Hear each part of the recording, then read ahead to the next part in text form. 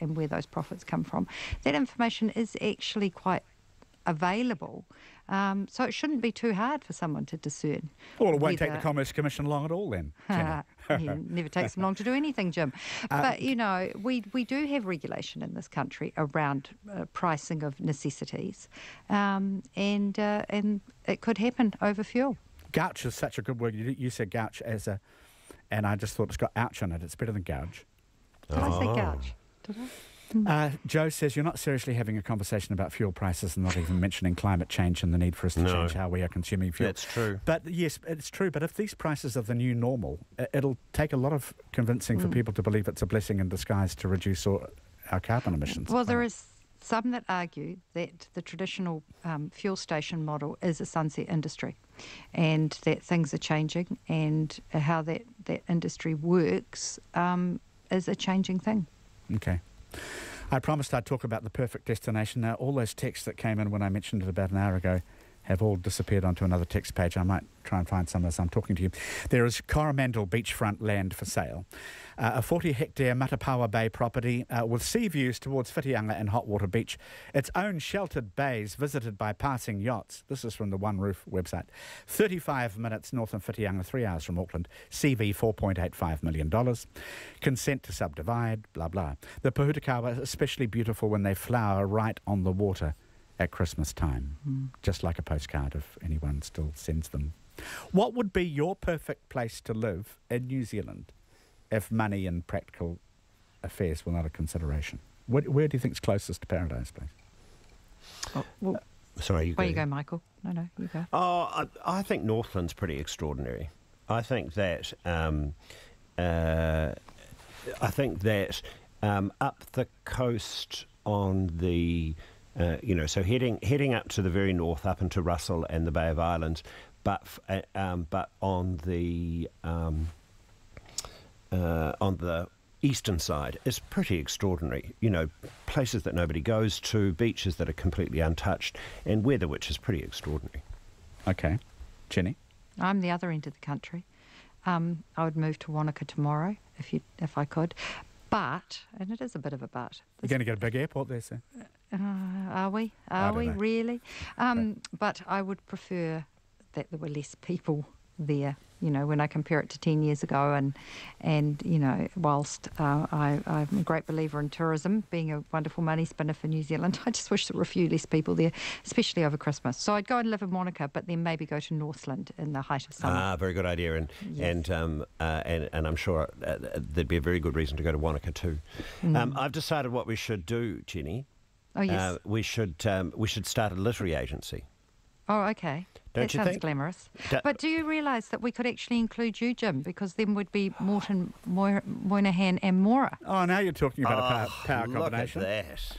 I was just going to say, if you opened a literary agency, there wouldn't be enough money for Jenny to manage in terms of the writers' royalties, would there, unless you struck it lucky. No, or live in Wanaka. But I have aspirations to be a writer. Oh, do you? See, I've always wanted to write a book. Well, much something easier, Agatha Christie-ish. Much easier if you're an agent, because you don't have to worry about anybody else under those. There'll be a marriage made in heaven. Yeah.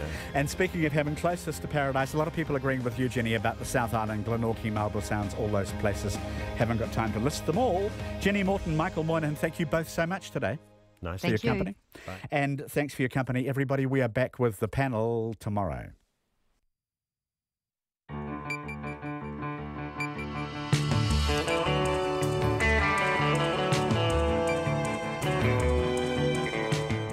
Whakalofa lahi atu. Welcome to Checkpoint. It's Niuean Language Week. Ko Alex Peratahi ingoa haku. On tonight's programme, open warfare within the National Party as leader Simon Bridges outs Jamie Lee Ross as the expenses leaker. Jamie Lee Ross hits back with explosive claims. What does it mean for the party? We ask Mark Mitchell and Judith Collins where they stand. Also tonight, a toxic culture of harassment, bullying and a boys' club. Last week was New Zealand football. This time it's Cycling New Zealand. We'll have the details on that. Unsafe vehicles are on the road. NZTA launches a review after failing to check vehicle compliance companies.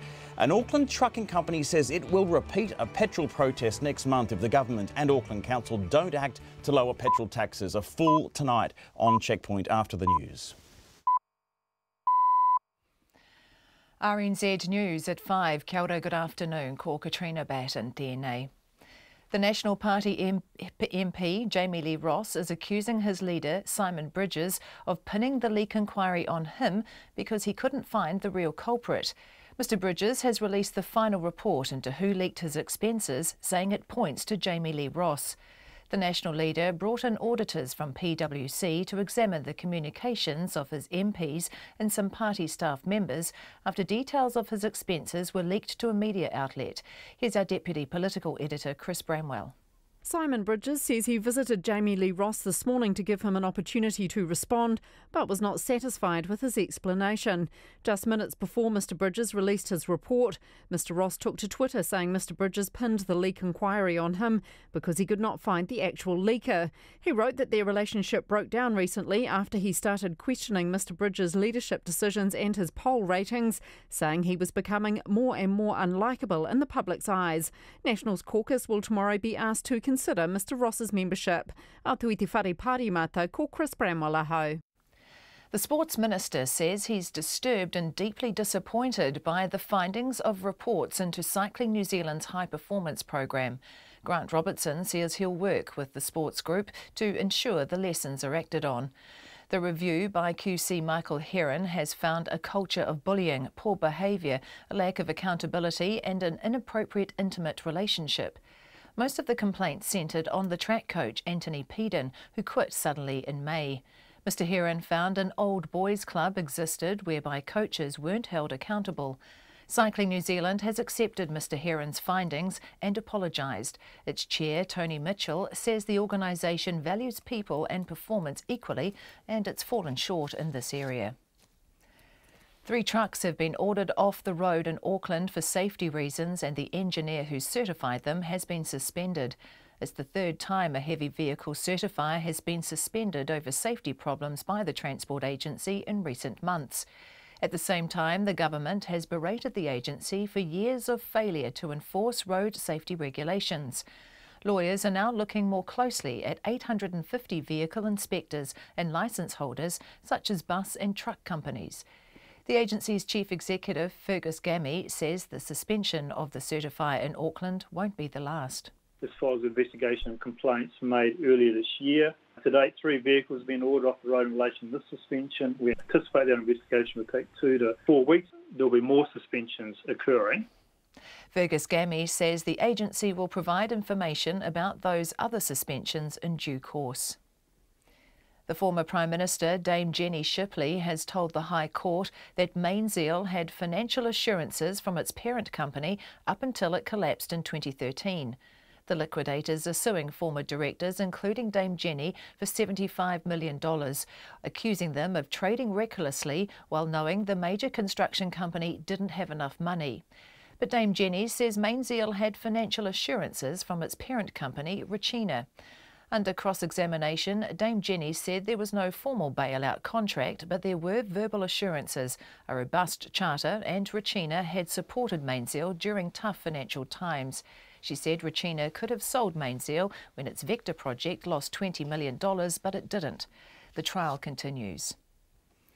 School principals are warning that increased funding for recruiting teachers from overseas will have a limited impact on the teacher shortage. The government has doubled the number of teachers it's trying to attract from other countries to 900 and increase recruitment spending by $10 million. It's spending $40 million on relocation allowances, finder's fees and advertising. Richard Dykes from the Auckland Secondary Principals Association says it's good that the Minister has recognised the severity of the teacher shortage, but this has come too late for next year's intake. It's great to have it recognised and it's great to see extra funding going into that, and I really welcome him doing that. I just wish that it had come in May. The reality is that this is too late for 2019. It might make some impact for some schools. Richard Dykes says it will be hard to attract teachers from countries such as Australia, where teachers are better paid and schools have more funding. The Chief District Court judge says placing children and young people in state care can have disastrous consequences and greatly increase their risk of future offending. Judge Jan-Marie Doog delivered this message to lawyers in Dunedin today. As of June this year, a record 6,300 children or young people were in state care. Chief Judge Doog says this group faces a grim future. These children are 15 times more likely than their peers to have a subsequent record with the Department of Corrections. In fact, half of young people with past care and protection history and more than a quarter are predicted to offend in the next 15 years. Chief Judge Jean-Marie Doog. It's 5:05. Sport. After almost 5 months of work and interviews with more than 70 people, a senior lawyer's review of the high-performance environment at Cycling New Zealand does not paint a pretty picture.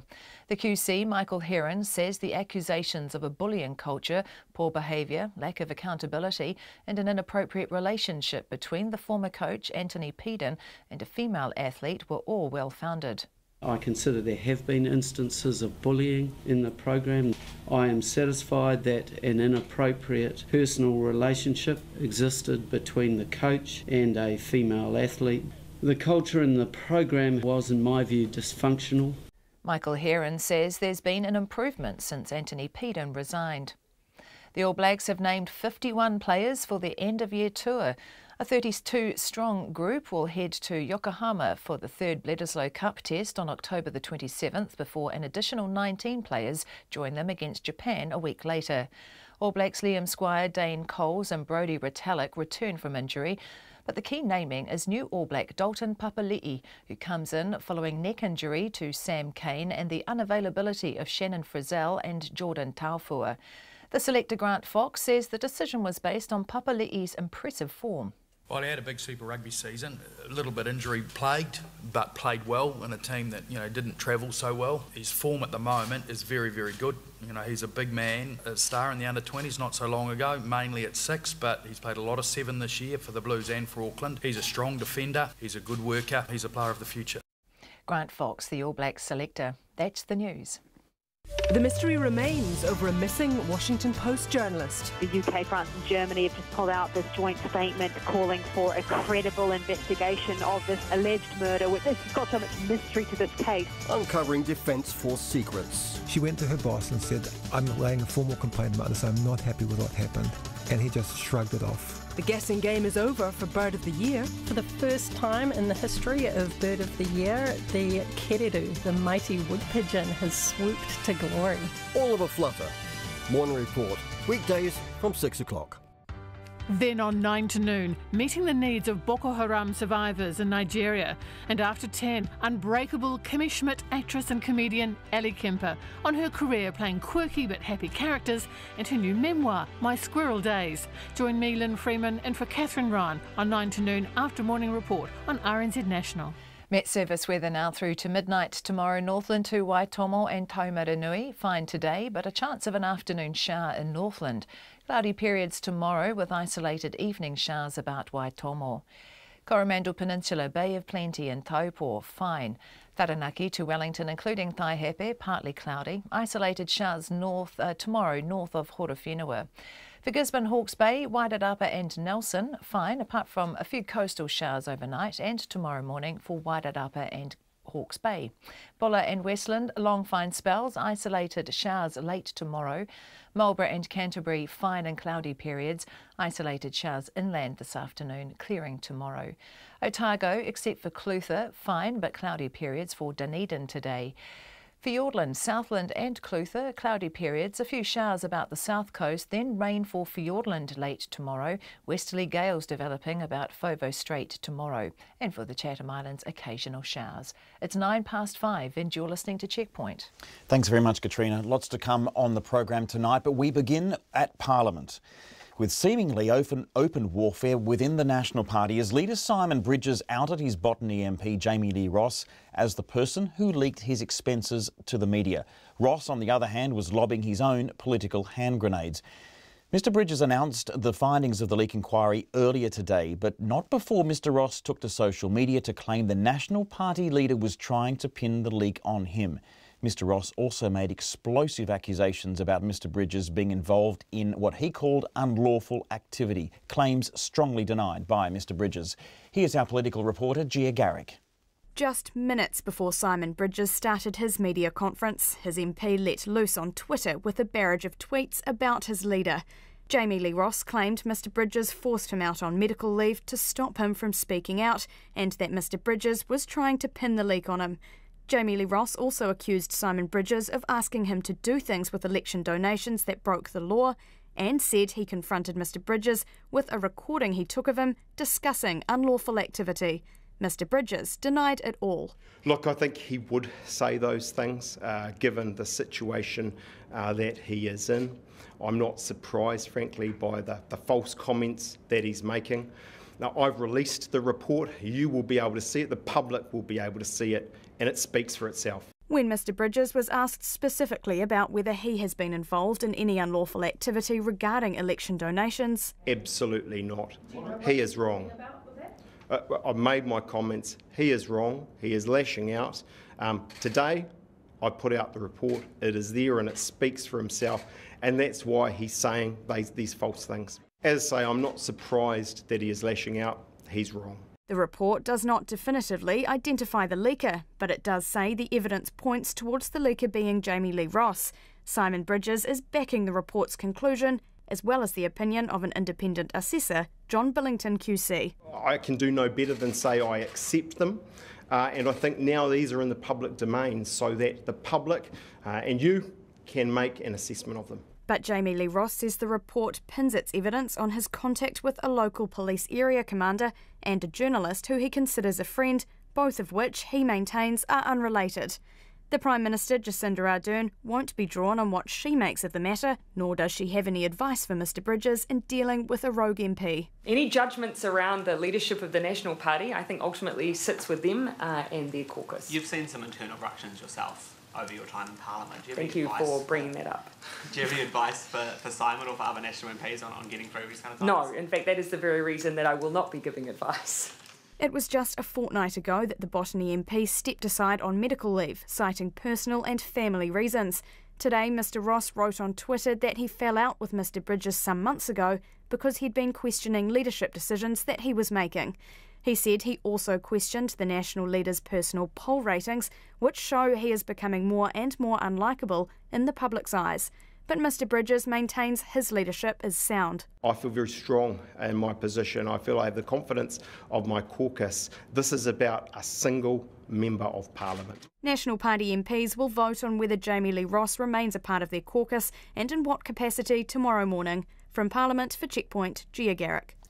Now our political editor Jane Patterson joins us from Parliament. Good evening to you, Jane. Good evening, Alex. This is an extraordinary state of affairs, isn't it? It is. The events that have unfolded today have been quite incredible. Firstly, we were waiting to see Simon Bridges reveal the results of that inquiry into the leak, and just minutes before, Jamie Lee Ross letting loose with an incredible series of tweets directly attacking Simon Bridges, making a range of extraordinary allegations, and Simon Bridges, of course, denying it all and still pinning the leak, the responsibility for the leak, on his MP, Jamie Lee Ross.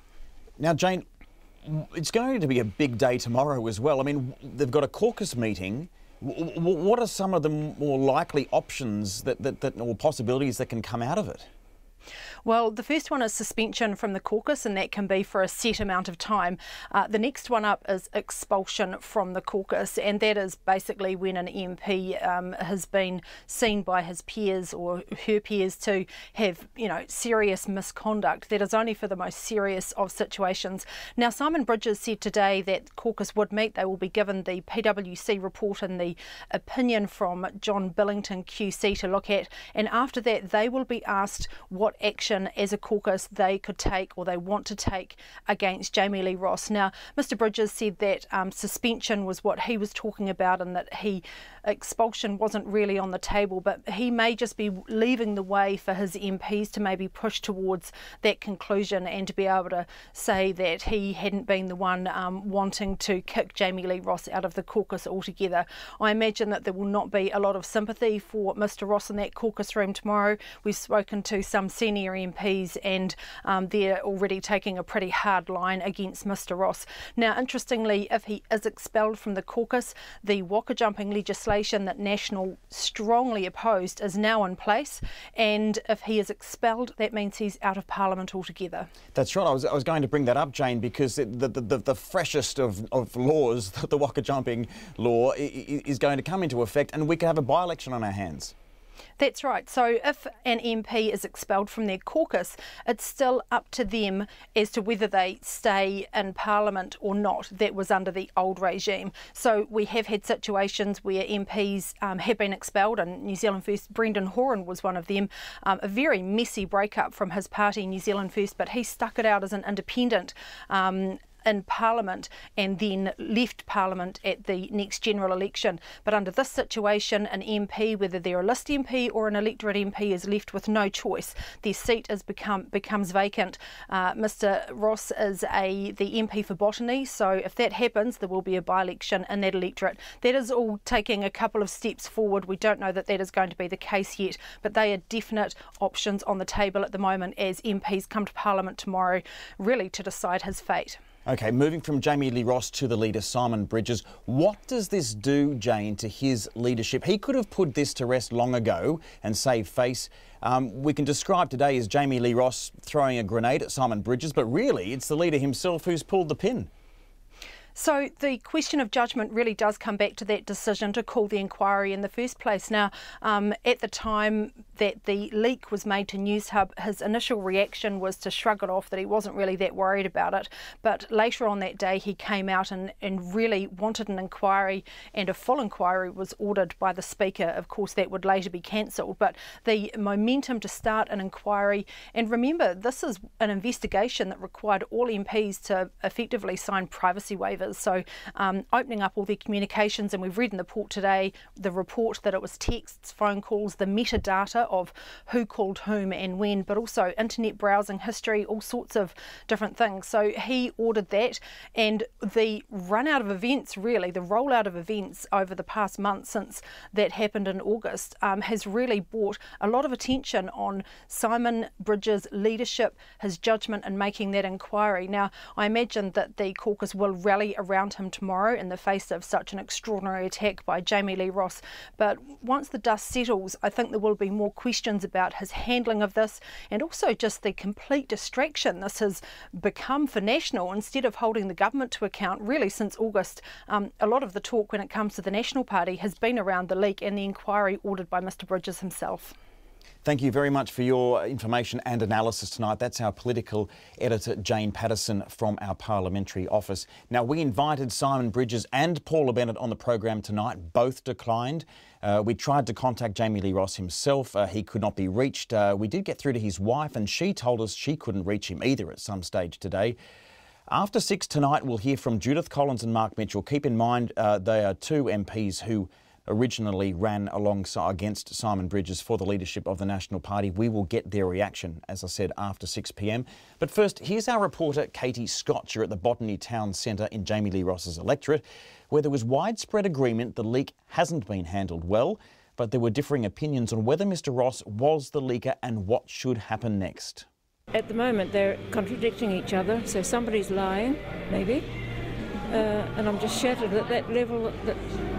I was shattered to start with that Bridges went ahead with it instead of just letting it drop. But he was obviously very annoyed about it, so he's gone ahead, and now it's going to ruin both of them. Do you think the inquiry was handled well in the first place? Dreadful. It didn't sound convincing the way the inquiry came out.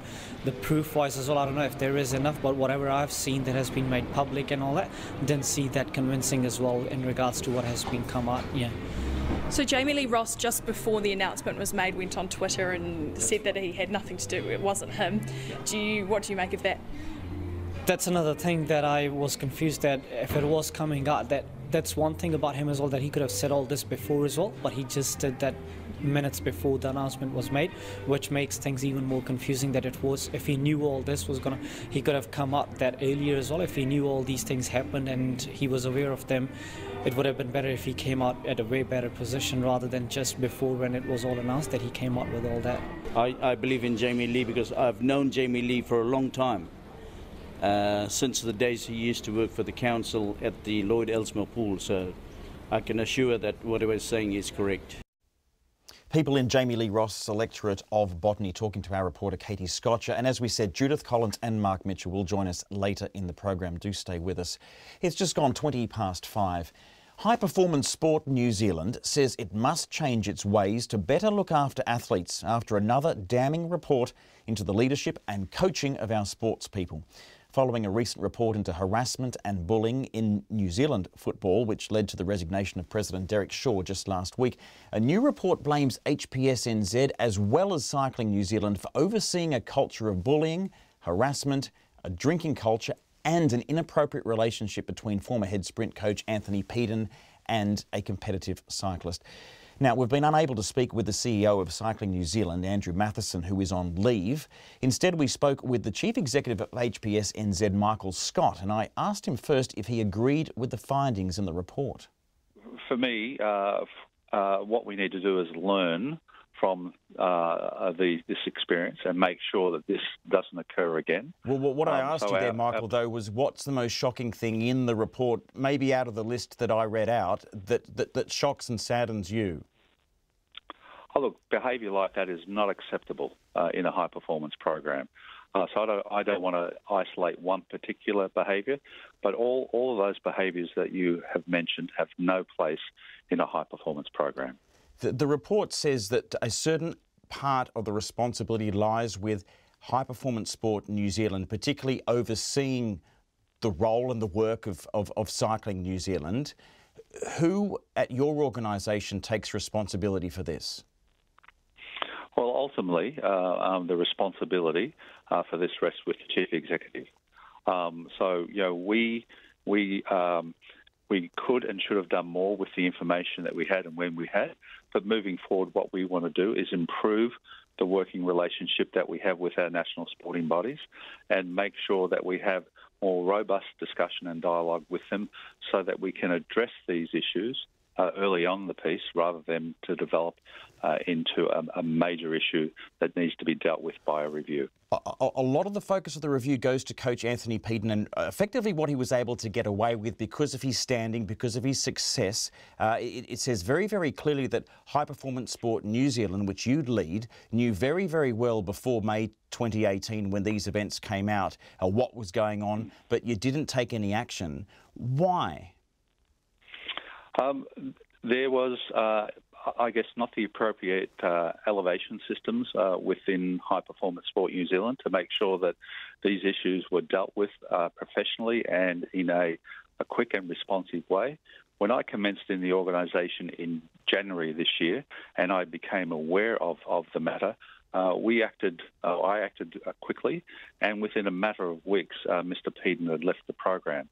So I can't correct the past. What I can do is work with sports to make sure that this does not occur in the future. But you've got to admit the message that the public gets here is that if you're successful, if you're getting the results on the board and the money's coming in, you can get away with anything. It's a win at all costs attitude, isn't it? There's no doubt that we need to find a better balance between winning and the welfare of people in the system. That's our commitment. That we do need to make sure that performance still matters, but so do the people in the system. So that's our pledge, and that's where we need to evolve the system in New Zealand to get that balance right between performance and the people involved. Another thing that's very clear in the report is that Cycling New Zealand has most of the blame to shoulder for this. I want to ask you, where is Cycling New Zealand on this, and where is its CEO, Andrew Matheson? Cycling New Zealand have accepted all the recommendations from the Heron report and have developed a 6-point plan to roll those recommendations out. Yeah, but that's not the question I asked you with respect. I just want to know why, if they're the ones who have to shoulder most of the blame, why aren't we talking to them, and why won't the CEO be available to front on this? We interviewed the CEO, the chairman of the board of New Zealand Football last week. The week before he was stubborn and wouldn't resign. He resigned last week, and the accusations that come out in the report are very, very similar. They almost mirror this case. In fact, this case goes further because there was an inappropriate relationship. My question to you is, Derek Shaw from New Zealand Football resigned. Who from Cycling New Zealand needs to fall on their sword? That should be a question that you need to ask Cycling New Zealand. They are a sovereign organisation with a board. So those are questions that you need to address to the chair. Do you have confidence in Cycling New Zealand? We have confidence that we can learn from the lessons and build a stronger pathway together for the athletes and coaches. But do you have confidence in the individuals who are running that organisation currently? We have confidence that we can work together with Cycling New Zealand, the board and staff to make that happen. Do you know why the CEO, Andrew Matheson, is on leave at the moment? That's a question you need to address to Cycling New Zealand. But Cycling New Zealand has your full confidence that it can implement the recommendations of this report? We will work with Cycling New Zealand to support them. You're not being very clear there about whether they have your full confidence right now. We will work with them to support them to deliver on the recommendations. Will you work with the individuals who are running the ship currently, or do you think that some of them should go? We will work with the individuals that are currently in the roles. We will partner with them to make sure that we learn from the lessons and can move forward. That's the Chief Executive of High Performance Sport New Zealand, Michael Scott, at 26.5 minutes past 5. The government has stripped the Transport Agency of its road safety regulation functions, saying it's failed to carry them out. A law firm, Meredith Connell, has taken that over and is looking into 850 certification and licensing companies that might have been doing a poor job, including 150 urgent cases. Now, it's unclear how many vehicles, including heavy vehicles, may be unsafe and still on the road. Emma Hatton reports. The Transport Minister, Phil Twyford, made the announcement this morning and says he's disappointed that proper checks weren't being done. He says it's possible substandard and dangerous vehicles are on the road. The Transport Agency's Chief Executive, Fergus Gammy, says it's clear the current system of self-regulation by the industry hasn't worked. Quite simply, the approach which the Transport Agency has traditionally taken has relied too heavily on education and encouragement and not enough on enforcement. Too often, enforcement has been seen as a last resort. Let me be clear, that approach is changing. Today's news comes after a string of RNZ reports highlighting gaps in the agency's certification system. In August last year, a snapped drawbeam on a truck trailer sparked an investigation into Peter Wastney engineering certifications. Mr Wastney has since retired. In April and May of this year, about 1,400 certificates for tow bars and for drawbeam and drawbars on big truck trailers were revoked. 1 month later, Wellington heavy vehicle certifier Dick Joyce was suspended, and in August this year a safety alert went out requiring almost 500 vehicles, including heavy trucks, logging trailers, buses and motorhomes, to be urgently rechecked. And just recently a third certifier was suspended. Mr Twyford says years of underfunding are in part to blame for the lack of oversight. We will look into how this went on for so long. Years of underfunding is clearly at the heart of it. This failure, in my view, was in part a result of a reduced focus on the agency's regulatory role over the last decade. He says another issue was a lack of staff working in the heavy vehicle compliance team. They had just a single auditor for trucks since 2014. The regulatory role of the Transport Agency was not given the importance and the focus that it deserves. We can see that in hindsight. The loss of personnel in 2014 I think is an example of that, and you can see from the reduction in the number of inspections after the loss of those staff what happened. The Transport Agency recently appointed 2 additional heavy vehicle engineers and 2 additional auditors, and a third is being recruited. It is also in the process of hiring 17 new warrant of fitness and certificate of fitness inspectors. The 850 files that are being reviewed cover transport service licence operators and vehicle certifiers. The ones marked urgent are due to be reviewed by the beginning of next month. For Checkpoint, Emma Hatton. 29.5 minutes past 5. My baby, my baby. Those were the words screamed by the fiancé of a man who was shot in cold blood in front of her on a rural Canterbury road on Saturday. They were heard by a woman living close by who was the first person on the horrific scene, who also fought valiantly to save the 28-year-old's life. It's been reported he was a member of the King Cobra's gang, and the police are not discounting the possibility of reprisals. About 15 members of the gang reportedly performed a haka at the scene of the shooting when his body was taken away for a post-mortem yesterday. Conan Young talked to the first woman on the scene of the shooting. The woman, who we'll call Karen because she doesn't want to be identified, says she heard a loud bang and at first thought it was a blown tyre. The screams from the shot man's fiancé told her something far more awful was unfolding just a few hundred metres from her home on a quiet mid-Canterbury road. The poor girl came running towards me saying that her partner had been shot. My first thoughts were, where's the gun? Who shot who? Did she shoot him, he shot her, or whatnot? But I soon realised pretty quickly that wasn't the case. After being told those responsible for the shooting had fled, Karen quickly set about trying to help the 28-year-old. Blood was pouring from his mouth and he had a gunshot wound to his torso, but he was still responsive. I was just trying to find where the wound was, if it exited him, so I could try and apply pressure, and I was taking all his vitals. He was responding by blinking at us to start with. Karen flagged down a milk tanker and got hold of a first aid kit, all the while trying to keep the man's fiancée calm and waiting what seemed like an eternity for the ambulance to arrive. She was a mess, but we managed to get her down to help us assist with trying to reassess, which, you know, trying to keep her calm, and she was fantastic trying to help her fiancé. Karen is philosophical about what appears to be gang violence coming to her sleepy corner of the world. Things happen, and you don't always know who is around you and what's going on. Our children catch the bus right there, so it's not so much. It is a wee bit scary, I suppose. The police expect the scene of the shooting to be cordoned off most of the week while a forensic examination is done. A house about 1 kilometre away has also been cordoned off.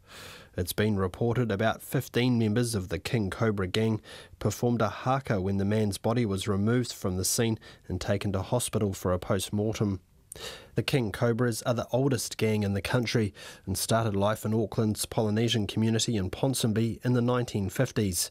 However, they're relative newcomers to the Christchurch area. Ke ototahi mō te hōtaka o te ahi nei, ko Conan Young tēnei.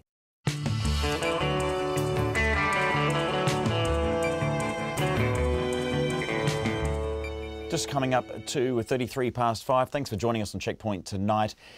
There is a lot more to come. An Auckland trucking company is calling on the government and Auckland Council to lower petrol taxes. We'll have more on the overseas recruitment drive for 900 teachers. The All Blacks name a 51-strong squad, including uncapped player Dalton Papali for their tour of Japan and Europe. And the Duke and Duchess of Sussex arrive in Sydney. We love your feedback. Do get in touch. Don't forget you can text us. 2101 is the number. Tweet us at Checkpoint RNZ. We're on Facebook as well at Checkpoint. Or you can email us, checkpoint@radionz.co.nz. But first, Katrina Batten is here with the news headlines. The National Party MP, Jamie Lee Ross, is accusing his leader of pinning the leak inquiry on him because he could not find the real culprit.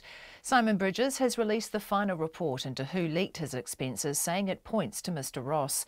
The National leader brought in auditors from PwC to examine the communications of his MPs and some party staff members after details of his expenses were leaked to a media outlet. The Sports Minister says he's disturbed and deeply disappointed by the findings of a report into Cycling New Zealand's high-performance programme. Grant Robertson says he'll work with sports groups to ensure the lessons are acted on. The review by QC Michael Heron found a culture of bullying and poor behaviour, with coaches not held accountable. Cycling New Zealand has accepted the findings and apologised. The Chief Executive of High Performance Sport New Zealand, Michael Scott, told Checkpoint his group has to work more closely with sports groups to ensure problems don't escalate. 3 trucks have been ordered off the road in Auckland for safety reasons, and the engineer who certified them has been suspended. It's the 3rd time in recent months a heavy vehicle certifier has been suspended over safety problems by the Transport Agency. At the same time, the government has stripped the Transport Agency of its road safety regulation functions, saying it's failed for years to carry them out. The Chief District Court judge says placing children and young people in state care can greatly increase their risk of future offending. As of June this year, a record 6,300 children or young people were in state care. In a speech to lawyers in Dunedin today, Judge Jean-Marie Doug says this group of children faces a grim future. State Highway 2 in Matata is closed after a serious crash. Emergency services were called to the scene on Burt Road after a vehicle hit a power pole. Matata Road is closed between Manawahi Road and Flax Road. Those are the headlines. I'm back at 6 o'clock. Thanks very much, Katrina. Madison Reedy is here for Business News in the studio. Good evening to you. Good evening. We've been looking at Fletcher and Steel and Tube, and it seems that, it all just broke down. It seems to have, and this is what I call, in the most proper business term I could find, a yeah-nah deal. So what happened originally was Fletcher Building knocked on Steel and Tube's door and said, hey, we'll give you $1.70 per share to take over your entire company. Now, this happened behind closed doors last month. We only found out about it. I was down here talking to you about it, Alex, only a couple of weeks ago. And Steel and Tube said, nah, too low. They said, we think we're worth quite a bit more than that. They actually underwent their own independent expert evaluation by First NZ Capital, their banker, and said we're worth at least $1.95 a share, at best $2.36 a share. So Fletcher Building came back this morning and said, yeah, we've now upped our offer to $1.90 a share. Now that would have valued Steel and Tube at an entire $341 million. And Steel and Tube said, yeah, they actually kind of entertained the idea and said, you know what, we might get another independent expert review and that'll take about a month. Now that's when Fletcher said, nah. And they said, we don't want to wait a month, that'll take too long, yanked the deal off the table. So it's over. And that all happened before midday today. It's over for now, though. I mean, there could be a rapprochement on this. Exactly, and Steel and Tube has said that they are open to other offers, so their door isn't entirely shut. And the way that Fletcher Building went around this particular takeover deal, they went through what's called a scheme of arrangement. Now that's when they do go and knock on the door of the board and they sit down and have a lovely chat with the board and they all talk about it. Usually when they head into that type of deal, that scheme of arrangement, they have some support on the board. So they typically kind of have that support around the table, and so that's why they went with that type of scheme. What they could have done instead is go for a fully fledged takeover offer, just go straight to the market and get shareholder influence. So some of the people who own Steel and Tube, there are a couple of big fund managers in there like Milford and Harbour Asset Management who say that they still support it. So they were playing nice guy, but you think maybe next time it won't be so nice? I can't say what I think, but there have been some analysts that have said that there could be a full 360 here and they could go back with another kind of offer, you know, that they could go back and retest the market there. Right, okay. Look, official inflation figures come out tomorrow. Is it going to confirm what we suspect about our deflated graph? We don't exactly know, but we have had some expectations from the market there. So tomorrow is a big day. It's the Consumer Price Index. Now that tells us, as you know, in very simple terms, it tells us how much more or less people are paying for household costs like rent, food, fuel.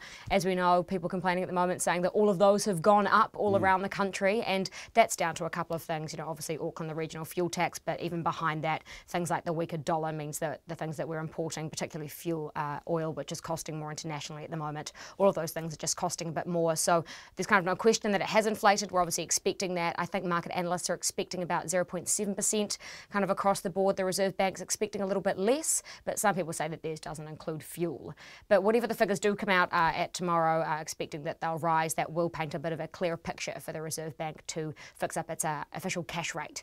And that's coming out in a monetary policy statement next month. Right. It's likely that they'll keep it at the kind of record low that it's at the moment, at 1.75, but this will just kind of give them a better idea as to what they'll do with it.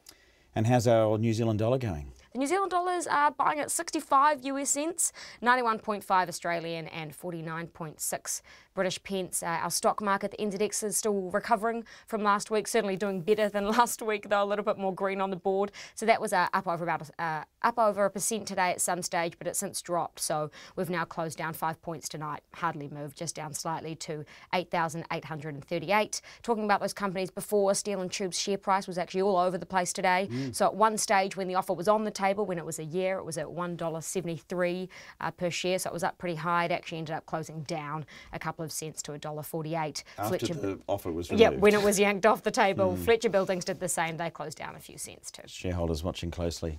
Oh, well, thank you for keeping us up to date on the latest there. Madison Reedy, our business reporter. And it's just coming up to 20 minutes to 6. An Auckland trucking company says this morning's traffic stopping convoy into the city's CBD will happen again next month if the government and Auckland Council don't take notice and lower petrol taxes. Between 80 and 100 truckies crawled along State Highway 1 in peak hour traffic on the busy first day back from school holidays to protest the 30-year high in fuel prices. It was all organised by Rob Ryan at RNB Transport. I took cameraman Nick Monroe and visited Rob Ryan's truck yard in Silverdale on Auckland's North Shore. R&B Transport is a medium-sized business with 11 trucks servicing mostly the construction industry. The hike in fuel cost is costing Rob Ryan and his business $15,000 to $20,000 a month. And that's more or less how much it cost for him and his team to stage this morning's protest.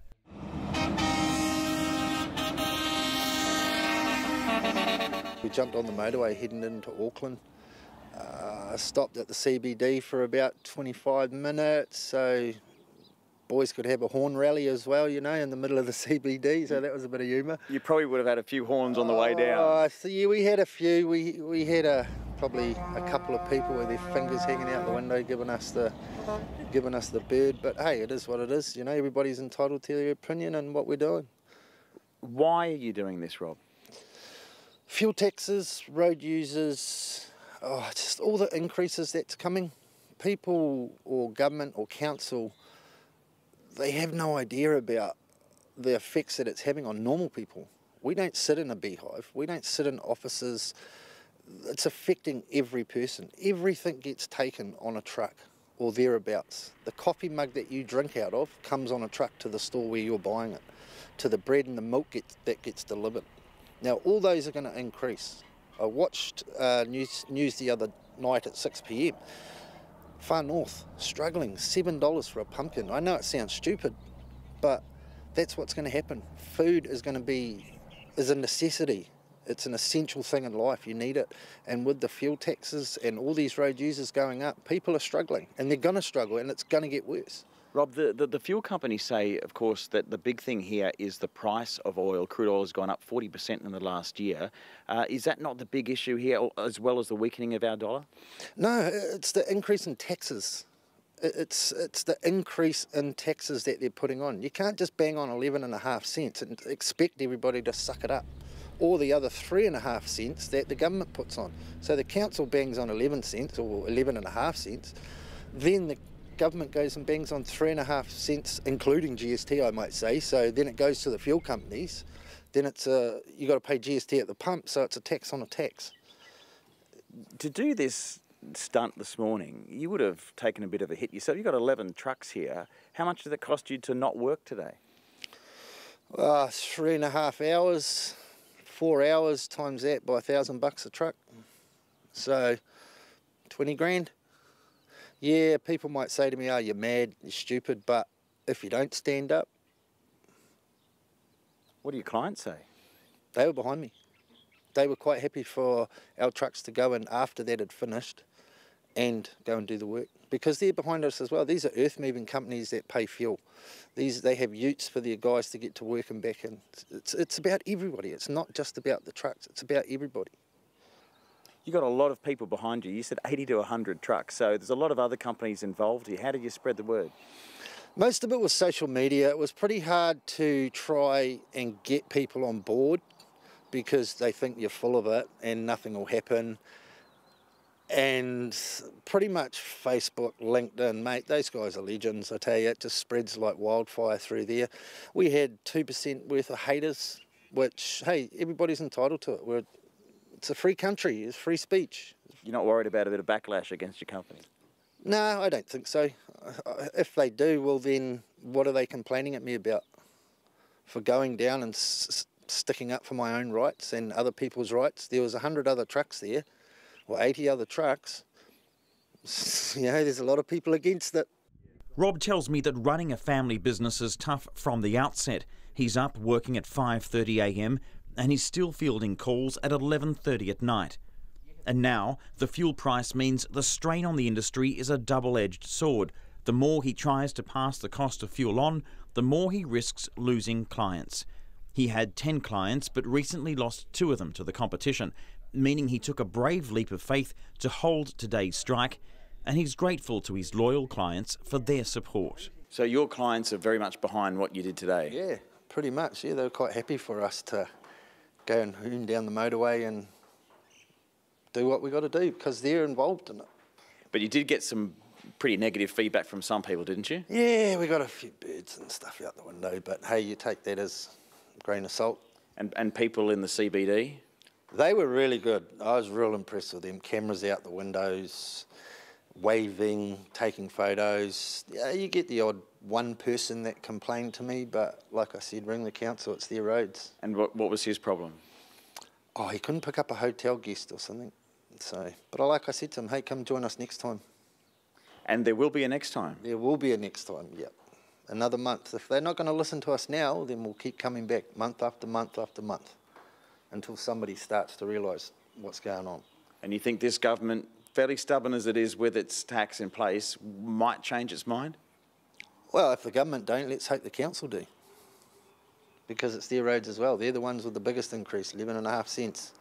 So, hey, and there's a job up for the taking there too, isn't there? Mayor Phil Goff. Maybe you should run for it. Hey, he's keeping my seat warm. So, you never know. I tell you what, I'll probably outvote him. See how we go. A confident Rob Ryan there from RNB Transport. On our travels today, we noted the price of 91 unleaded as $2.43.9 at Silverdale, but $2.45.9 on the State Highway very nearby. And diesel, of course, what Rob and his colleagues are filling up with, was $101.79.9 in Silverdale and $1.81.9 on the highway. It's just coming up to 13 minutes to 6. Schools must recruit up to 900 overseas teachers in the next few months to ensure they are fully staffed next year. Principals say some foreign teachers struggle with the New Zealand school system, but they have to look to other countries because there are not enough local teachers to fill all those vacancies. The government is spending $40 million on advertising, relocation grants and finder's fees to attract teachers from overseas, which also includes luring New Zealanders home. Here's our education correspondent, John Gerritsen. Scottish teacher Rachel Hudson has been teaching in Auckland's Randwick Park School since August.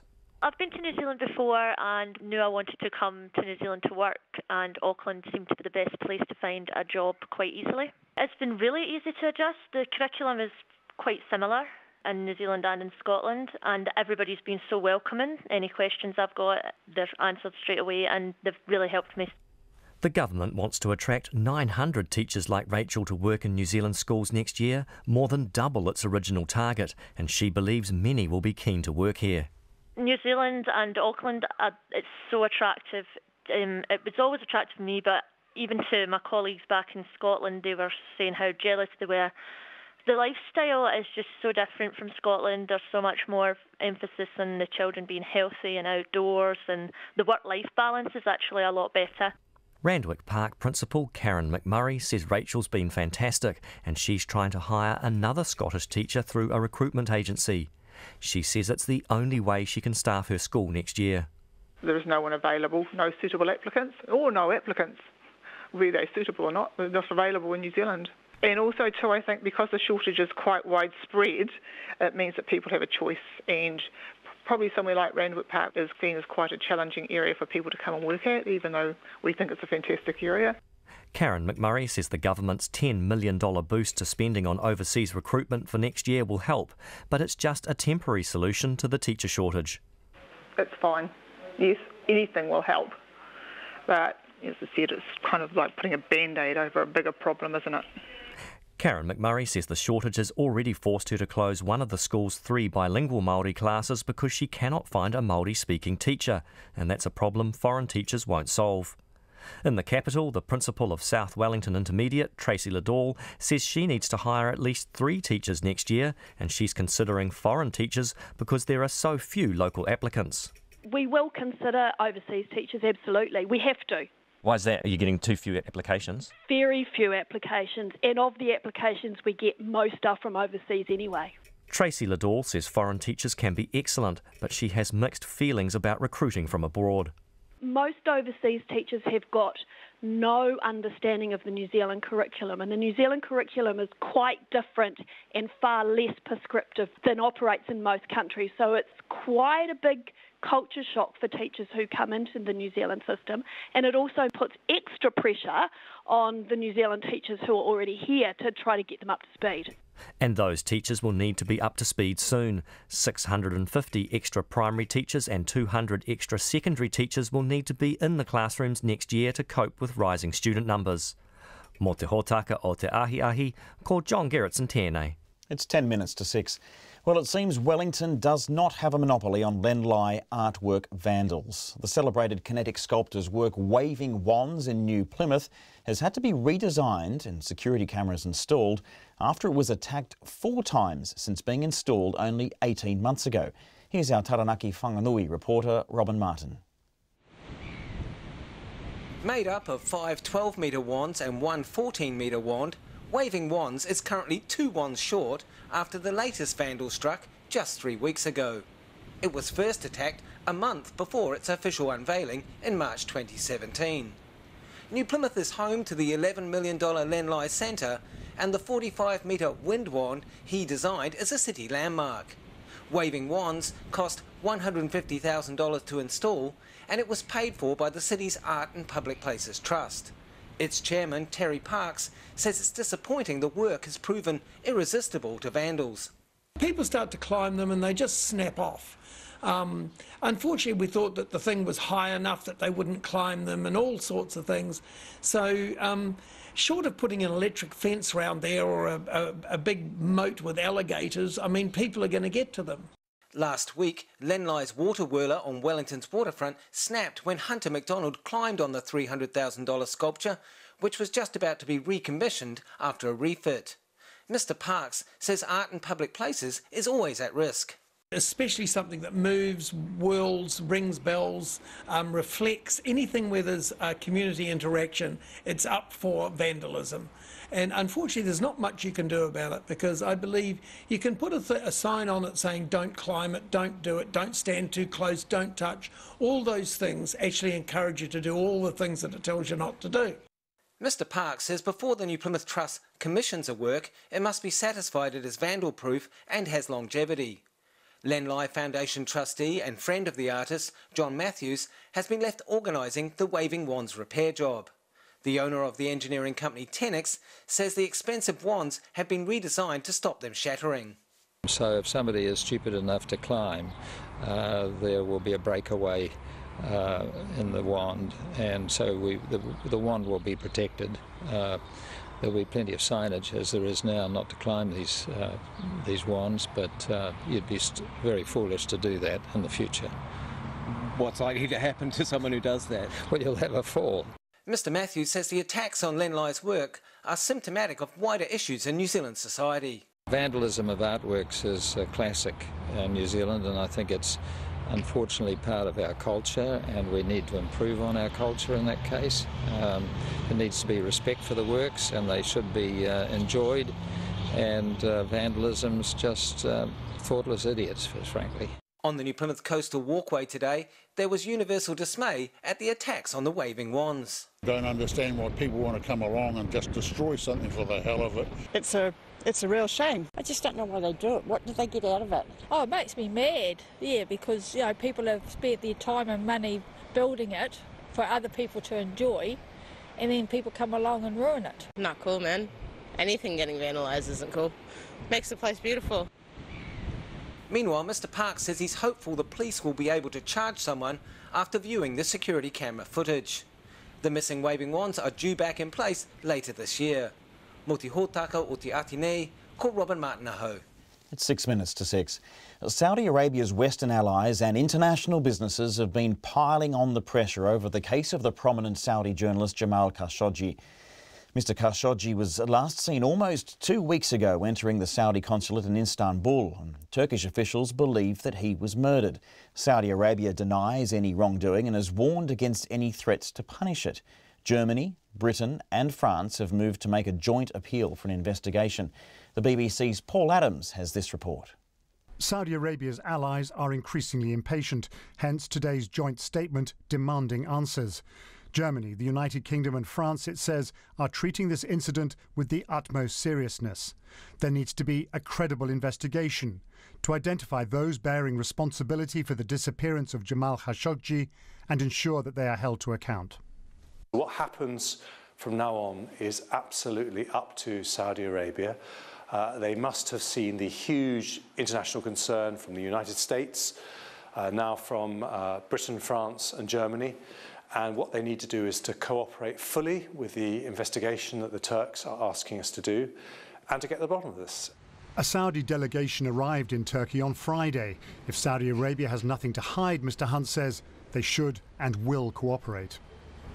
It's been 12 days since Jamal Khashoggi disappeared. Most officials here at the Foreign Office already fear the worst. The hope is that by issuing this highly unusual joint statement, Britain, France and Germany can persuade Saudi Arabia, finally, to tell us what they know.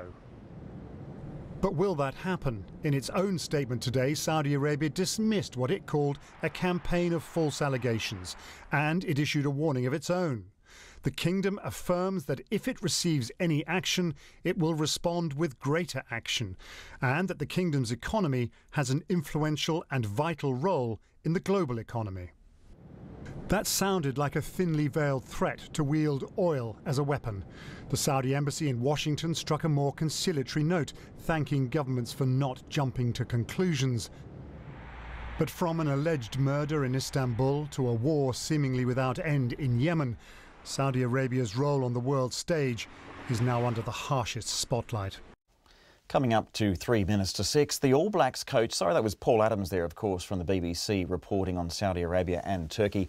Steve Hansen, the All Blacks coach, has mined the depth of New Zealand rugby to name 51 players for their tour of Japan and Europe. A 32-strong group at close to full strength will head to Yokohama for the third Bledisloe Cup test on October the 27th before an additional 19 players join them for a test against Japan 1 week later.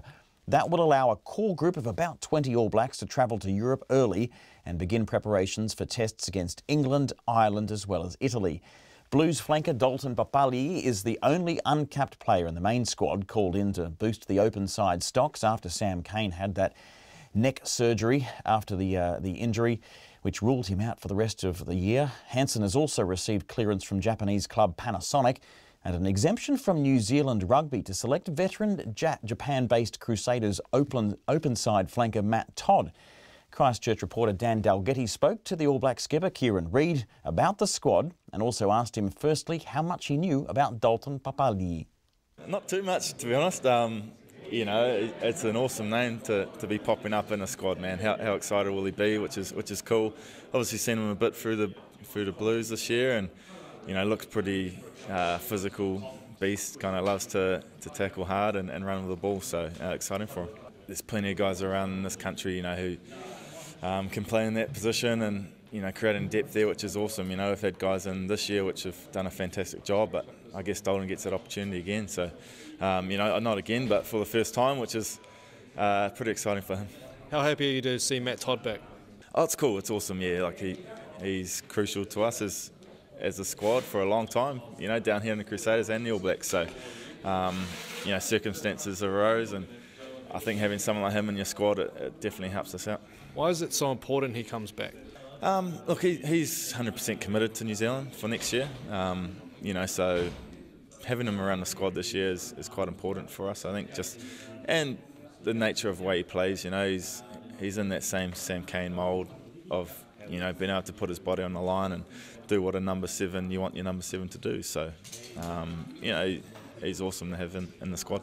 In terms of the hole, obviously Sam Cane leaves a big hole. Having Matt come and cover that, if he wasn't there, then there'd be a bit of angst a little bit. Yeah, I guess, you know, if you don't have Matt there, then yeah, you are going and losing a bit of experience. You know, there's guys around the country that can fill that, and we've obviously seen that through the whole 51-man squad, that, you know, there's a number of young guys coming in and getting opportunities, so pretty exciting for all of them. All Blacks captain Kieran Reid there talking to our Christchurch reporter Dan Dalgetty. A little bit of time for your feedback just before the news, particularly on teachers and the government's approach to try to lure 900 teachers here. One listener says, if there was ever an example of evidence not changing attitudes, sorry, that's the wrong one. I'll read it here. Can someone explain why we don't try to tempt teachers, New Zealand teachers who live here but who've left teaching? We're happy to spend money tempting people from overseas who know nothing about curriculum or culture. We have qualified teachers that aren't working or doing something else. Tempt them back. More to come after the news. RNZ News at 6. Ngā mihi nui, good evening. Ko Katrina Batten-aho. Sorry. The Prime Minister Jacinda Ardern is refusing to be drawn on ructions in the National Party, saying it's a matter for them. The National Party leader says the results of an independent inquiry into who leaked his expenses points to the National MP Jamie Lee Ross. Simon Bridges brought in PwC to conduct a forensic examination of MP's communications, as well as a number of National Party staff members, after details of his expenses were leaked to a media outlet. Jacinda Ardern has no evidence for Mr Bridges in dealing with a rogue MP. Any judgments around the leadership of the National Party, I think, ultimately sits with them and their caucus. You've seen some internal ructions yourself over your time in Parliament. Thank you for bringing that up. Do you have any advice for Simon or for other national MPs on getting through these kind of things? No, in fact, that is the very reason that I will not be giving advice. Jacinda Ardern. High Performance Sport is predicting an increased focus on athlete welfare will increase the chance of winning medals at top events. An independent review of Cycling New Zealand's high performance program has found a culture of bullying, poor behaviour and a lack of accountability, and that an inappropriate intimate relationship existed. The cultural review is one of several conducted by national sporting organisations this year. High Performance Sports Chief Executive Michael Scott told Checkpoint changing the culture will result in happy athletes and greater success. The current system today has had a sole focus on winning medals, and what we need to do is make sure that we get that balance right. And in getting that balance right and getting athlete engagement into what's happening not only within their own sport but within the high performance system, I believe that can be a competitive advantage. High Performance Sport Chief Executive Michael Scott. A law firm has taken over the road safety regulation functions of the Transport Agency because it was doing such a poor job. The government says it's extremely disappointed the agency has not been enforcing the rules for several years. The law firm Meredith Connell has taken over and it's reviewing all the agency's compliance work.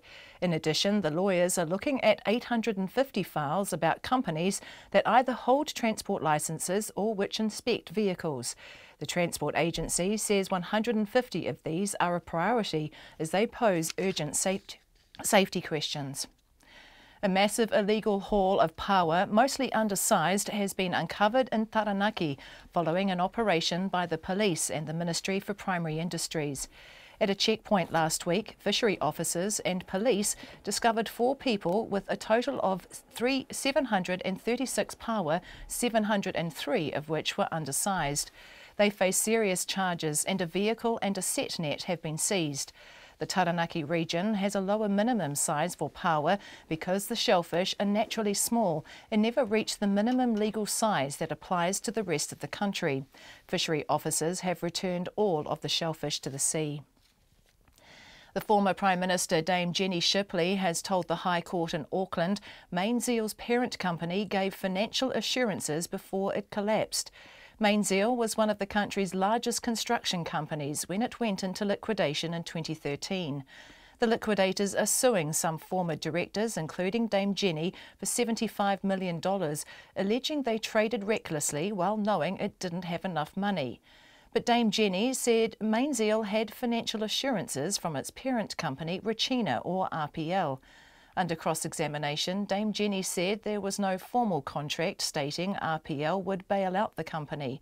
but she said the parent company had always supported Mainzeal, including when it lost $20 million on its Vector project. If RPL was of a mind to close the company down, there was plenty of opportunity there. Quite the opposite happened because they saw the future of Mainzeal as crucial to the strategy. Dame Jenny Shipley. School principals say increased funding for recruiting teachers from overseas has come too late. There are not enough local applicants for the 2019 school year, and the government has doubled the number of teachers it's trying to attract from other countries. Our education correspondent John Gerritsen reports. The government's spending $40 million on advertising, relocation grants and finders fees to help recruit teachers, including New Zealanders, from overseas. Principals say that's helpful, but more should have been done sooner to help avert the teacher shortage. They say they get no suitable applicants and sometimes no applicants at all for their vacancies. Principals told RNZ News some foreign-trained teachers are excellent, but others struggle to adjust to New Zealand classrooms. Ko John Gerritsen tēnei. Engineers have had to redesign a Len Lai sculpture in New Plymouth, which has been the victim of vandalism since being installed in 2017. The artist's work, Waving Wands, has been attacked 4 times and security cameras have been installed at its coastal walkway site. Made up of 5 12-metre wands and 1 14-metre wand, it's currently missing 2 wands. The chair of the Art and Public Places Trust, Terry Park, says unfortunately the $150,000 work has proven irresistible to vandals. We thought that the thing was high enough that they wouldn't climb them and all sorts of things. Short of putting an electric fence around there or a big moat with alligators, I mean, people are going to get to them. Terry Park says new wands, which break in sections rather than shattering, will be installed later this year. Last week, Len Lai's water whirler on Wellington's waterfront snapped when it was climbed on. It's 6:06.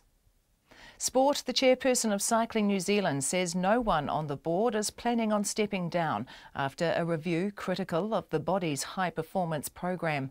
The review highlights a culture of bullying and an old boys club for coaches with a lack of accountability.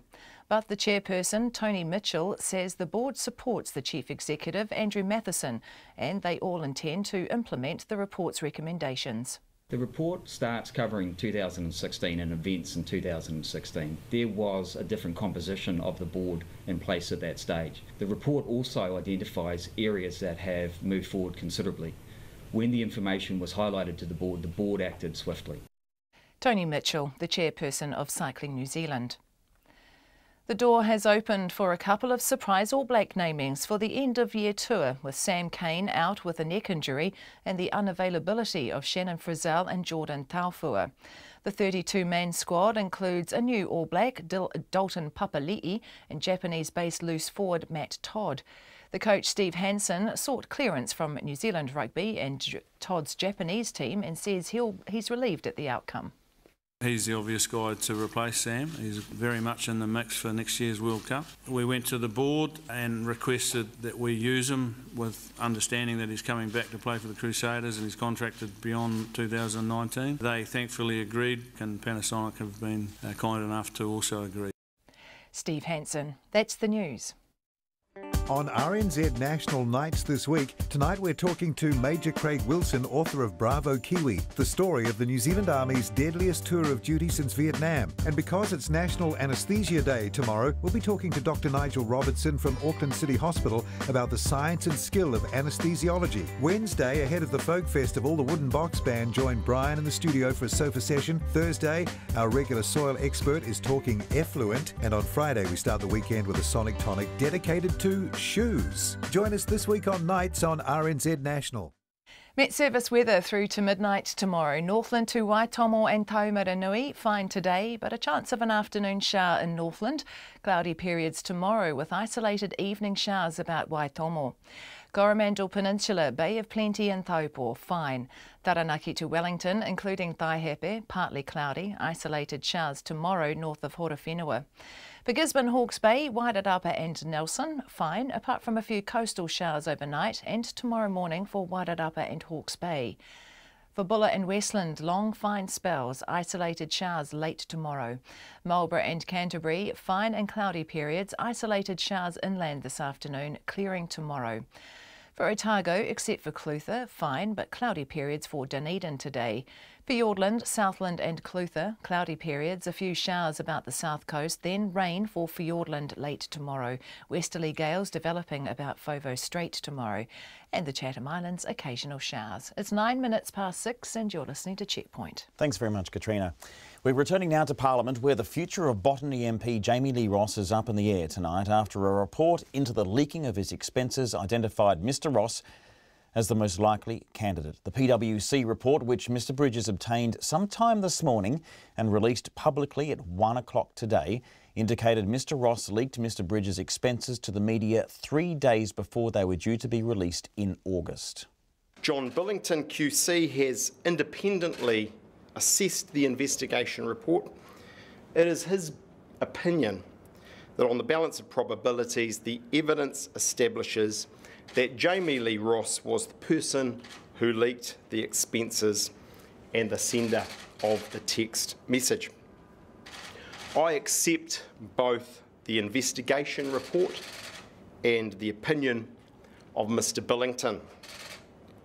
Earlier today, I visited Jamie Lee Ross with Paula Bennett and explained to him the report and the opinion of Mr Billington and gave him an opportunity to respond.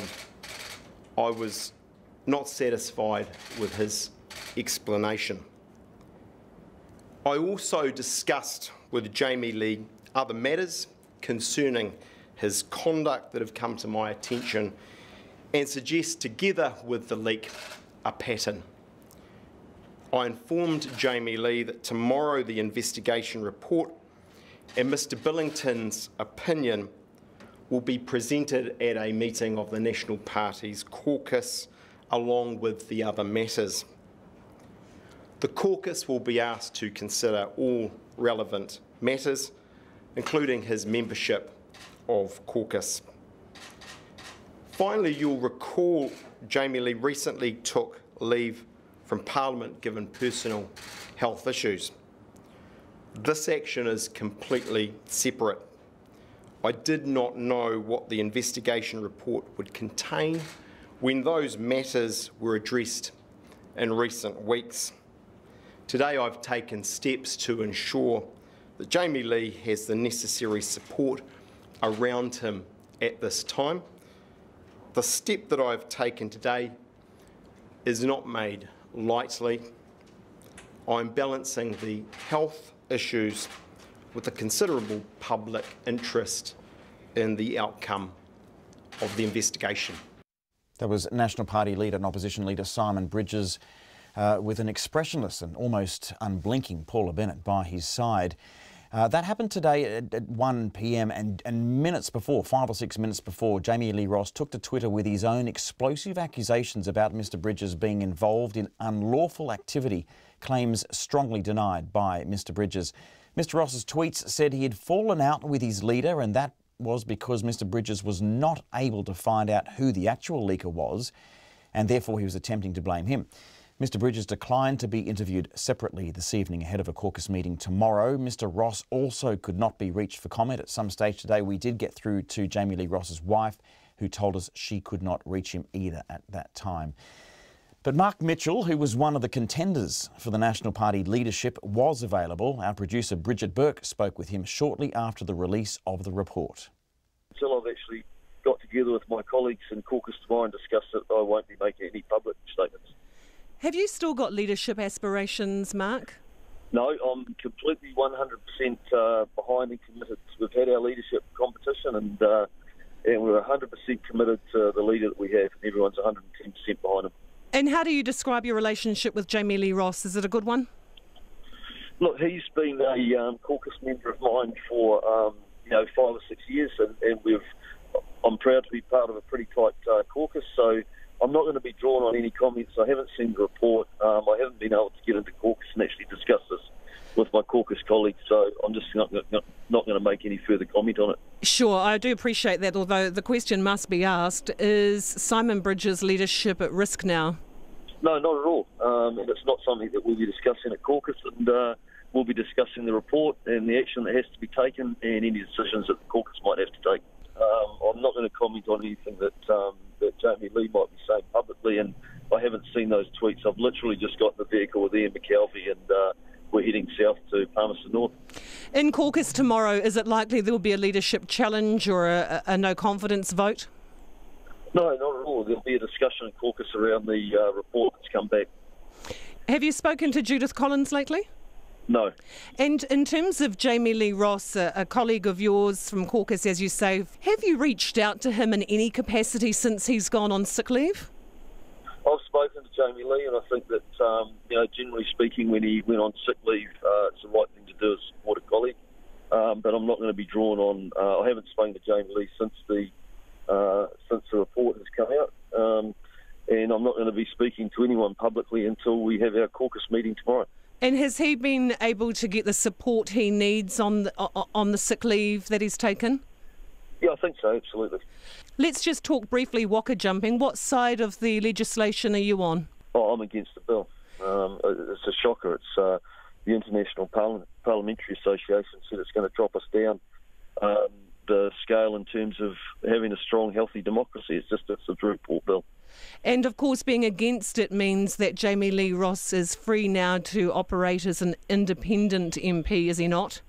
Oh, listen, I'm not even going to get into that conversation. I mean, there's a long way to go on this, and we haven't, like I said, we haven't even met as a caucus yet. Will you be speaking to Jamie Lee Ross today?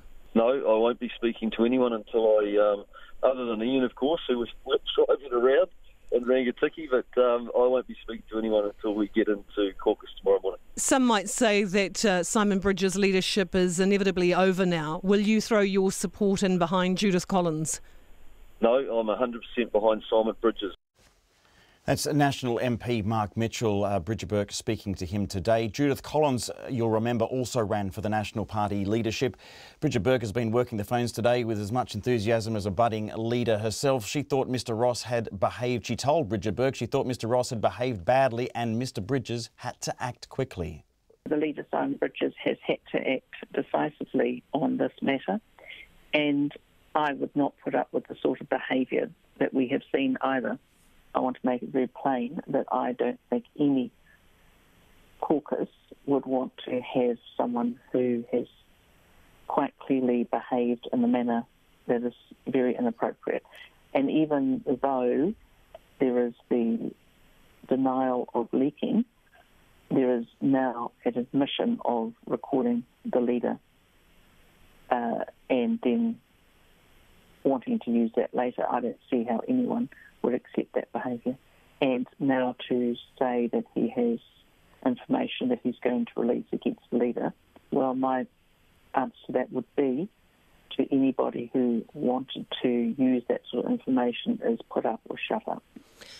You say that the leader must act swiftly and decisively. That sounds like the kind of conduct we would expect more readily of you, Judith, as a leader, if you were the leader of the National Party. Is it time now for you to be leader of the National Party and perhaps for Simon to stand aside? No, look, I'm very happy to back Simon on this, and this is not a ploy by me or anything to do with it. I am one of the many MPs who have had my privacy breached because somebody did not come forward and put their hand up to what was clearly going on. When you talk about Jamie Lee Ross's behaviour, what are you referring to? There are several behaviours, but I think what was very concerning today is clearly the report itself, which I think speaks for itself. There is extraordinary behaviour that we've seen this afternoon, and that of itself speaks, I think, volumes. Is what we're seeing today political tweets from Jamie Lee Ross or symptoms of ill health? I don't know. I don't know him. I quite clearly do not know him that well because this is an extraordinary behaviour I would never have expected. And should he then resign? Well, we'll see what the caucus is. What will you be advocating for? Well, I'll keep that to the caucus, but I'm very much on the side of the leader. That's National MP Judith Collins coming up to 19 minutes past 6. Cycling New Zealand says it accepts the findings of a damning review of its high-performance track program and has apologised for its failures. Independent reviewer Michael Heron QC has found a culture of bullying, poor behaviour, a lack of accountability, and that an inappropriate relationship existed. Now, we spoke earlier on the program to Michael Scott. He's the Chief Executive of High Performance Sport New Zealand. He admitted his organisation, as well as Cycling New Zealand, needed to change its ways regarding player welfare and to address complaints more professionally. Most of the complaints centred around track coach Anthony Peden, who quit suddenly in May. Our sports reporter Clay Wilson has more. After almost 5 months of work and interviews with more than 70 people, Michael Heron's review did not paint a pretty picture of the high-performance environment at Cycling New Zealand. I consider there have been instances of bullying in the program. I am satisfied that an inappropriate personal relationship existed between the coach and a female athlete. The culture in the program was, in my view, dysfunctional. Central to those findings is former national track sprint coach Anthony Peden, who resigned after the allegations broke in the media in May. In a letter provided by his lawyer, Peden describes the Heron report as grossly inaccurate and unreliable, including the finding he was in an inappropriate relationship with an athlete. Heron, though, says the evidence he collected told a different story. When one considers all the evidence, in particular there are credible documents which support the narrative. I've heard from quite a number of witnesses and have provided me information that in my mind is compelling that there was such a relationship. While it stood out, the relationship between Peden and the rider was just one aspect of Heron's report which substantiated what had been labelled as a toxic culture. How things got that bad, Cycling New Zealand Chairman Tony Mitchell says, is a combination of factors. The workload of staff, the pressure of the Olympics, the funding model that exists, and the need to be able to deliver the results at the Olympics. Both Cycling New Zealand and High Performance Sport have committed to acting on all 11 recommendations made by Heron. Those recommendations centre around a key theme which has appeared in reviews of environments at other national sporting organisations this year, evening the balance between the focus on winning and the welfare on athletes. According to High Performance Sport Chief Executive Michael Scott, if that's done right, it will actually increase New Zealand's chances of winning medals at pinnacle events. The current system today has had a sole focus on winning medals, and what we need to do is make sure that we get that balance right. And in getting that balance right and getting athlete engagement into what's happening not only within their own sport but within the high performance system, I believe that can be a competitive advantage. Whether that proves to be true remains to be seen. But what we do know for now is change is coming within high performance sports environments in New Zealand. As Scott sees it, that's a process which will require all to play their part. It's not for High Performance Sport New Zealand to solely be responsible for the fix, because if we do, we're not engaging with our stakeholders and the athletes to come up with the model for the future. A future they hope where winning and athlete welfare will come hand in hand. Mō te hotaka o te hipo nei, ko Clay Wilson aho. It's coming up to, well, it's 22.5 minutes past 6. Former Prime Minister Dame Jenny Shipley has told a court that major construction company Mainzeal had every reason to trust its parent company to financially back it up before it collapsed. Mainzeal's liquidators are suing some of its former directors, including Dame Jenny, for $75 million, alleging they traded recklessly while knowing there was not enough money in the coffer. Now, the company went into liquidation back in 2013 and it was one of the country's largest construction companies. Eva Corlett was at the Auckland High Court today. Dame Jenny was told she might be on the stand for a while as she sat down for cross-examination today. She denies breaching her duties as a director amid allegations the board shouldn't have continued trading while Mainzeal's coffers were empty. Dame Jenny says the Mainzeal board was repeatedly assured by the firm's Chinese parent company, Rachina Pacific Limited, or RPL, that it had their support despite poor performance. However, in the lead-up to its liquidation, RPL seemed to pull some financial support and Mainzeal's bank ceased funding. Under cross-examination today, the liquidator's lawyer, Mark O'Brien QC, asked Dame Jenny whether she was familiar with the words of former US President Ronald Reagan. Trust, but verify. I do recall that statement. And as a person, as an individual, I'm very committed to both elements of it. All right, well, let's see whether we got the latter. Mr O'Brien put it to Dame Jenny that assurances couldn't always be relied on. Surely you have had an assurance given to you from during the course of your life that has not been met. You would have to give me an illustration that was mine and real so I could apply the judgment for you. I'll give you this one here, RPL's assurance. I constantly probed and satisfied myself that the assurances I was being given were meaningful and I could rely on them. Mr O'Brien also put it to her that other than a charter the board agreed to at their first board meeting, there was no formal contractual agreement of support from the parent company. My understanding of contract laws, there's certainly trust. I trusted my knowledge of the visible assets. Every director of Mainzeal physically went to China and saw the physical assets. They had knowledge of both the scope and value of those assets as early as 2004. So it's vacuous to suggest that they had no reference point. Dame Jenny was asked if she had ever sought formal written commitments from the parent company other than for a prepaid goods arrangement. She maintained that while there was no written document, the charter was enough. Dame Jenny said RPL had shown its support on numerous occasions, notably helping them in the wake of $20 million losses on Vector Arena. If RPL was of a mind to close the company down, there was plenty of opportunity there. Quite the opposite happened.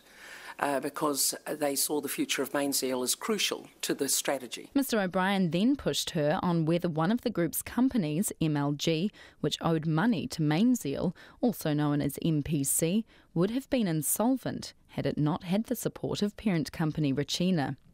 After some back and forth between the pair, Justice Cook urged Dame Jenny to answer the question. MLG or MPC could have been deemed to be insolvent if taken in isolation. However, as I have made clear, on every occasion when we considered the financial statements, we weighed up whether we could pay our debts as they fell due and whether there were real assets where both the liabilities and the contingent liabilities exceeded the value of those assets, and I was satisfied, based on the advice I'd received, that that was the case. Dame Jenny said the group relied on expert evidence from its legal and accounting staff. The trial continues before Justice Cook tomorrow. I tāmaki makoro mō te hotako te ahiahi nei, ko Eva Corlett tēnei. Just coming up to 27 minutes past 6. Prince Harry and his wife Meghan Markle have touched down in Australia for the start of their first official royal tour. It was a low-key arrival early this morning as the Duke and Duchess of Sussex were whisked off to Admiralty House in Sydney for a quiet day before starting their official engagements tomorrow. Their tour will also include Fiji, Tonga and New Zealand. But while they're in Sydney, one of the highlights will be attending an event close to Prince Harry's heart, the Invictus Games held in Sydney. He created the Games to help support the rehabilitation of wounded, injured and ill servicemen and women, as well as veterans. With more, here's the ABC's Sarah Segdi. It's a miserable morning in Sydney, but that hasn't dampened the enthusiasm of Invictus Games competitors and organisers who've arrived in Sydney this morning along with the Duke and Duchess of Sussex. So I'm going to a lot of the Warrior Care symposiums and we're going to be doing a recce of the Olympic Park, and we're going to be setting up home for the families and the veterans who are going to be competing. And of course we'll see Sydney as well. Very excited. So obviously I look after the friends and family element. So we've got about 200 friends and family coming over, the rest of Team UK. So for me it's making sure they feel comfortable, it's a home from home and they have a really good time and they're able to best support their loved ones that they've come out. The main reason for the royal visit is the Invictus Games, which Prince Harry founded. Hundreds of veterans from militaries and serving military personnel from 18 different countries will be in Sydney for the event, which will begin on Saturday. Athletes compete in several sports, including archery, swimming, cycling and athletics. In a rare interview, Prince Harry spoke to the ABC's Australian Story ahead of the Games. Invictus competitors will be competing across 11 different sports at some of Sydney's most iconic venues. One of those competitors will be former commando Gary Robinson, who was critically injured in a Black Hawk helicopter crash 8 years ago. I first heard Gary's remarkable story in 2014 when we met at the London Games, and I'm thrilled to see how far he's come since then. Never underestimate the power of sport. Former Commando Gary Robinson in 2010 survived a Black Hawk helicopter crash in Afghanistan. I've seen guys pass away along beside me through suicide and depression. I've just been fortunate that the Invictus Games has given me that sense of belonging. The Duke and Duchess of Sussex will spend their first day in Sydney, meeting the Governor-General Sir Peter Cosgrove and his wife Lady Cosgrove at Admiralty House in Sydney. They've got a packed schedule. Their 16-day visit also includes visiting farmers in outback New South Wales to discuss the drought, a visit to Taronga Zoo in Sydney, and even a Sydney bridge climb with the Prime Minister Scott Morrison and Invictus Games competitors. Sarah Segdy in Sydney and the royal couple arrive here in New Zealand on October the 28th for a 4-day visit. That's Checkpoint for this evening. Thanks for joining us on your radio, your television, online or however you choose to connect with us today. Ko e kia. That's goodbye in Niuean. See you tomorrow.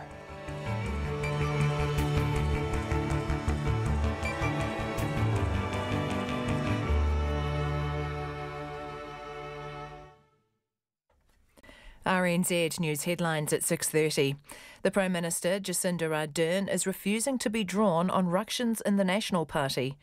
National's leader says an independent inquiry into who leaked his expenses points to the MP, Jamie Lee Ross. In response to a review of Cycling New Zealand's high-performance programme, the funding group High Performance Sport wants an increased focus on athlete welfare. The government has appointed the law firm Meredith Connell to take over the road safety regulation functions of the Transport Agency, and it's also reviewing all the agency's compliance work. 4 people stopped in Taranaki last week with a massive illegal haul of power face serious charges and a vehicle has been seized. And the US President Donald Trump has backed away from his earlier claims that climate change is a hoax, but suggests the climate will change back again. Our next news and weather is at 7.